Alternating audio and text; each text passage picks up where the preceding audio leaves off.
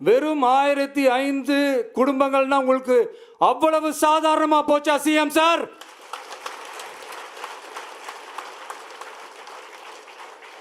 $15,000 மக்கள், அந்த மக்களும் நம்ம மக்கள் தானே. ஏன் அந்த அக்கறையோ அந்த மனிதாபிமானமோ உங்ககிட்ட இல்ல?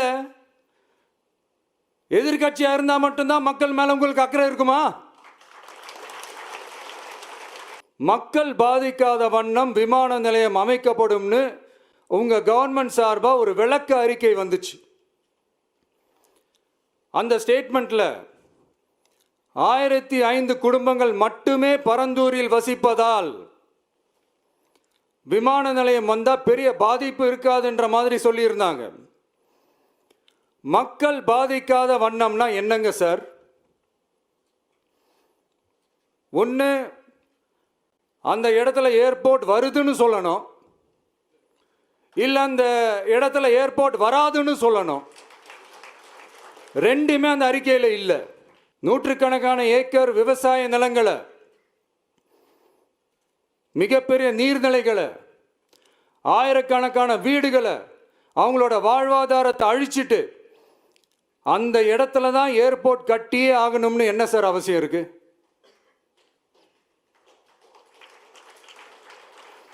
அப்புறம் எப்படி சார் நீங்க உங்களை மக்களின் முதல்வர்னு நான் கூசாம சொல்றீங்க?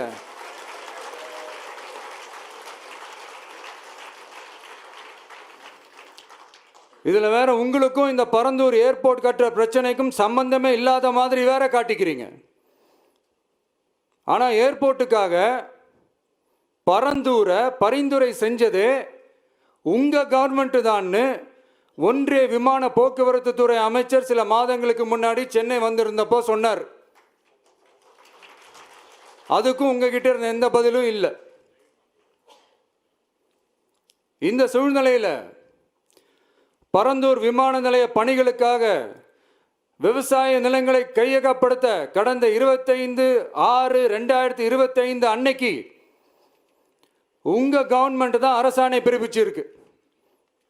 விமான நிலையம் அமைக்கிறதையே ஏற்க மாட்டோம்னு வருஷக்கணக்காக போராடுற மக்களோட நிலங்களையும் சேர்த்தே கையகப்படுத்த அந்த ஆணை பிறப்பிக்கப்பட்டிருக்கு. விவசாயிகளோட கண்ணீரை துடைக்க வேண்டிய தமிழ்நாடு அரசு அவங்களோட கண்ணில் குத்துறதாகவே இருக்கு இந்த ஜீவோ. இதெல்லாம் உங்களுக்கு தெரிஞ்சுதான் நடக்குதா? உங்க ஒப்புதலோடு தான் நடக்குதா? தெரியல, பதிலும் தெரியல. பரந்தூர் மக்களை இது வரைக்கும் நீங்க ஏன் சந்திக்கலன்னு கேட்டா அதுக்கும் பதில் இல்லை.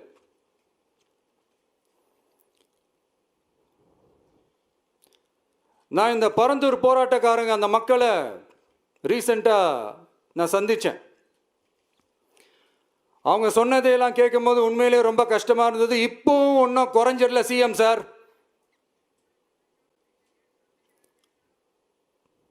சாதி மதம் கடந்து தங்களோட குடியிருப்புகளை, விவசாய பூமியை, வாழ்வாதாரத்தை, நீர்நிலைகளை காப்பாற்ற ஒன்னா நின்று போராடிக்கிட்டு இருக்கிற பரந்தூர் பகுதி விவசாய பெருங்குடி மக்களை தயவு செஞ்சு நீங்க நேரில் சந்திச்சு பேசுங்க.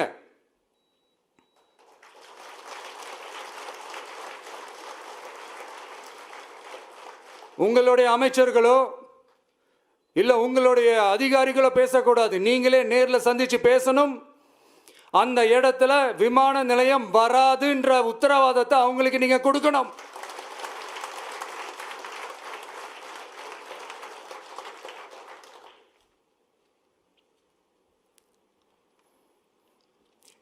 இதையெல்லாம் நீங்க செய்யாம எல்லாத்தையும் கடந்து போகணும்னு நீங்க நினைச்சீங்கன்னா பரந்தூர் பகுதி விவசாய மக்களையும் பொதுமக்களையும் நானே அழைச்சிக்கிட்டு வந்து தலைமை செயலகத்தில் உங்களை நேரில் சந்திச்சு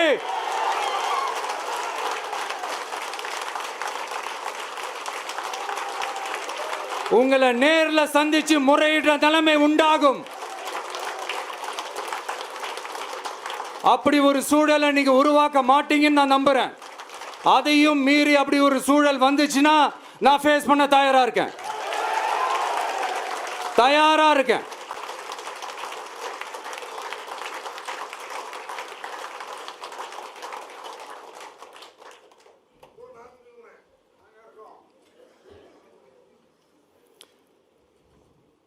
நான் பரந்தூர் வந்த அன்னைக்கு நான் ஒரு விஷயத்தை சொன்னேன், அதே தான் இங்கே நான் திரும்ப ரிப்பீட் பண்ணுறேன். we are not against any developments, we are not against airports. அந்த லொகேஷன் தான் தப்புன்னு சொல்கிறோம்.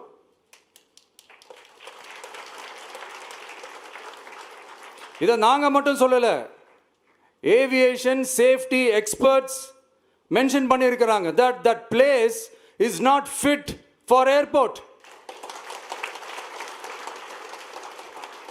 பைலட்ஸ் அங்கே ஏர்கிராஃப்டை லேண்ட் பண்ணுறதுக்கு they might face a lot of problemsன்றது கூட அதில் மென்ஷன் பண்ணியிருக்கிறாங்க. அது மட்டும் இல்லை,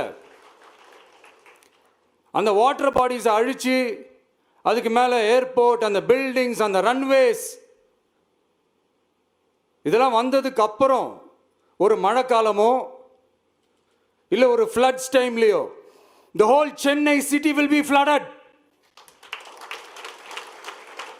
இதையும் அதில் மென்ஷன் பண்ணியிருக்கிறாங்க.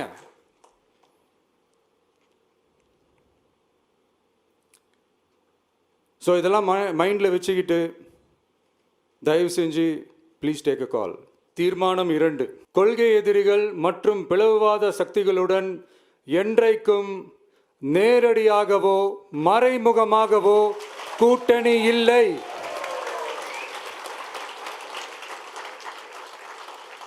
ஒன்றிய அளவில் மலிவான அரசியல் ஆதாயங்களுக்காக மக்களை மத ரீதியாக பிளவுபடுத்தி மக்களிடையே வேற்றுமையை விதைத்து அதில் குளிர்காய நினைக்கிறது பாஜக. அவர்களின் இந்த விஷமத்தனமான வேலைகள் வேறு எங்கு வேண்டுமானாலும் எடுபடலாம், ஆனால் தமிழகத்தில் ஒருபோதும் எடுபடாது.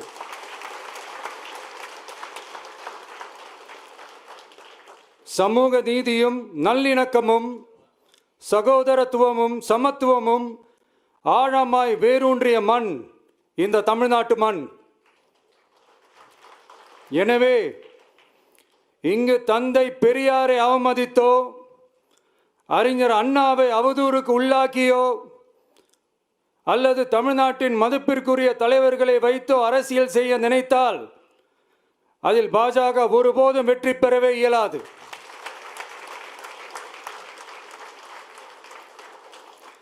சுயநல அரசியல் லாபங்களுக்காக பாஜகவுடன் கூடி குழைந்து கூட்டணி போக திமுகவோ அதிமுகவோ இல்லை. நம் தமிழக வெற்றி கழகம்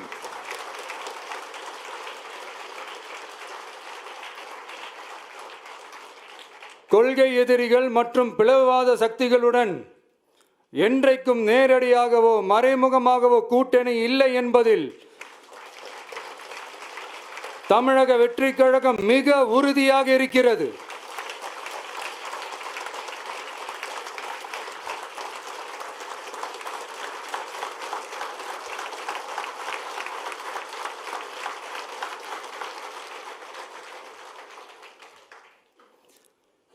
கூட்டணி என்றாலும் தமிழக வெற்றி கழகம் தலைமையில் அமையும் கூட்டணி எப்போதும் திமுக மற்றும் பாஜகவுக்கு எதிரானதாகத்தான் இருக்கும் என்பதையும் அதில் சமரசம் என்ற பேச்சுக்கே இடமில்லை என்பதையும் உறுதிபட செயற்குழு வாயிலாக தெரிவித்துக் கொள்கிறோம்.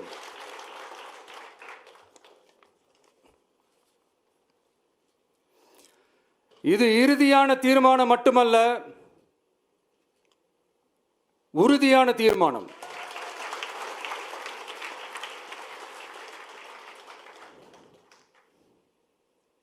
தீர்மானம் 1, நாம எல்லாருக்குமே வாழ்வாதாரம் இருக்கு, இல்லைன்னு சொல்லல. ஆனா நம்ம எல்லாரோட வாழ்வாதாரத்துக்கும் அடிப்படையா இருக்கிறதுல விவசாயிகளும் ரொம்ப முக்கியமானவங்க. அப்படிப்பட்ட நம்ம விவசாயிகளுக்காக அவங்க கூட நிற்க வேண்டியது நம்ம கடமை. அந்த கடமையை நம்ம சரியா செஞ்சே ஆகணும். கண்டிப்பா நாம விவசாயிகள் பக்கம் எப்பவும் நிற்போம் நிற்போம் நிற்போம் நின்னே தீருவோம்.